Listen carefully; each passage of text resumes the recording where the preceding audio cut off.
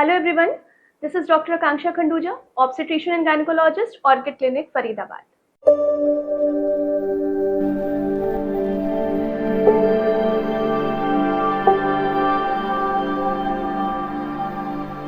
आज हम एक बहुत ही महत्वपूर्ण टॉपिक डिस्कस करने जा रहे हैं कि एबॉर्शन के बाद अपनी देखभाल कैसे की जाए।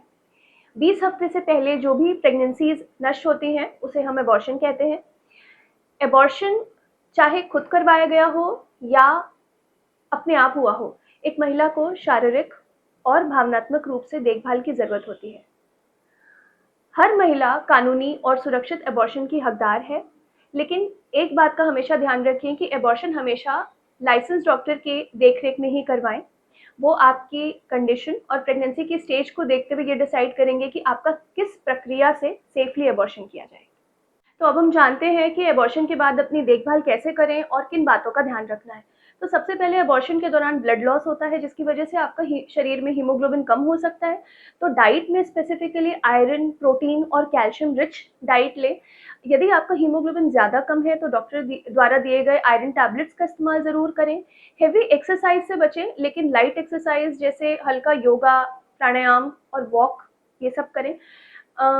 एज सच जब हम सर्जिकली एबॉर्शन कराते हैं तो हमें लॉन्ग रेस्ट की ज़रूरत नहीं होती, बिकॉज एक ही बार में सर्जिकली आपके सारे प्रोडक्ट्स जो हैं वो इंस्ट्रूमेंट्स द्वारा क्लीन किए जाते हैं। तो आपको 1-2 दिन के डिस्कम्फर्ट के बाद काफ़ी बेटर फील होता है। बट यदि आपका मेडिकली एबॉर्शन किया गया है, यानी एबॉर्शन किट द्वारा एबॉर्शन किया गया है, तो उसमें 5 से 7 दिन तक ब्लीडिंग हो सकती है, जिसकी वजह से आपको एटलीस्ट 1 वीक के रेस्ट की ज़रूरत पड़ती है। अपना पर्सनल हाइजीन मेंटेन करें। यदि आपको ब्लीडिंग हो रही है तो हर 4 से 6 घंटे में अपना पैड ज़रूर बदलें। कम से कम 15-20 दिन तक वेजाइना में कुछ भी इंसर्ट करना अवॉइड करें। टेम्पन्स का उपयोग कम से कम 15 दिन ना करें और इंटरकोर्स से परहेज करें। यदि आप एबॉर्शन करवाना चाहते हैं तो जैसे ही आपको प्रेगनेंसी का पता चले, आप अपने डॉक्टर से जाकर तुरंत मिलें और एक स्पेशलिस्ट के सुपरविजन में ही पिल्स लें या सफाई करवाएं। डॉक्टर आपको ब्लीडिंग कम करने के लिए, पेन के लिए और इन्फेक्शन से बचने के लिए कुछ एंटीबायोटिक्स देते हैं, उनका उपयोग ज़रूर करें। अब एबॉर्शन के बाद अगले पीरियड्स कब आते हैं? तो यूजुअली एबॉर्शन के बाद आपके पीरियड्स 4 से 6 हफ्ते पे आ जाते हैं, लेकिन यदि आपको 2 महीने तक भी पीरियड्स नहीं आए हैं तो अपने डॉक्टर से जाकर ज़रूर मिलें।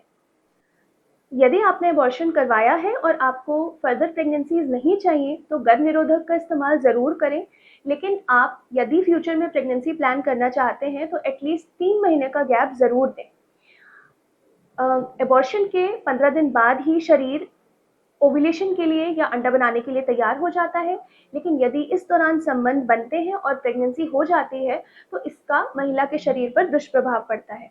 दूसरा, यदि आपकी सफाई कर दी जाती है या एबॉर्शन किट द्वारा एबॉर्शन किया जाता है, तब भी शरीर में प्रेगनेंसी हार्मोन, जिसे हम बीटा एचसीजी कहते हैं, उसे अपने नॉर्मल लेवल पे आने पे 1.5 से 2 महीने लग जाते हैं। तो कभी कभी आपको फॉल्स पॉजिटिव प्रेगनेंसी टेस्ट का परिणाम भी मिल सकता है। यदि आप प्रेगनेंसी प्लान कर रहे हैं और आपको रिपीटेड एबॉर्शंस की हिस्ट्री है तो आप अपने डॉक्टर से जाकर ज़रूर मिलें। वो आपको कुछ टेस्ट की सलाह दे सकते हैं और कुछ मेडिसिन स्टार्ट कर सकते हैं ताकि फिर से ये एबॉर्शन ना हो। यदि आपका ब्लड ग्रुप नेगेटिव है और आपके पार्टनर का ब्लड ग्रुप पॉजिटिव है, चाहे वो कोई भी ग्रुप हो, ए, बी, AB या O, तो आपको एक एंटी-डी का इंजेक्शन लेना चाहिए, जो कि आपके बच्चे को नेक्स्ट प्रेगनेंसी में कॉम्प्लिकेशन से बचाता है। यदि आपको एबॉर्शन के बाद कभी भी वेजाइना से बहुत हेवी ब्लीडिंग, बहुत सिवियर पेन जो कि मेडिसिन से न ठीक हो रहा हो, हाई ग्रेड फीवर आए या फिर वेजाइना से फाउल स्मेलिंग, बदबूदार डिस्चार्ज आए, तो आप अपने डॉक्टर से तुरंत मिलें। एबॉर्शन के बाद हार्मोन्स में बदलाव की वजह से मूड में परिवर्तन होना बहुत कॉमन है और ऐसे में फैमिलियल सपोर्ट उनको संभालने में बहुत मददगार होता है।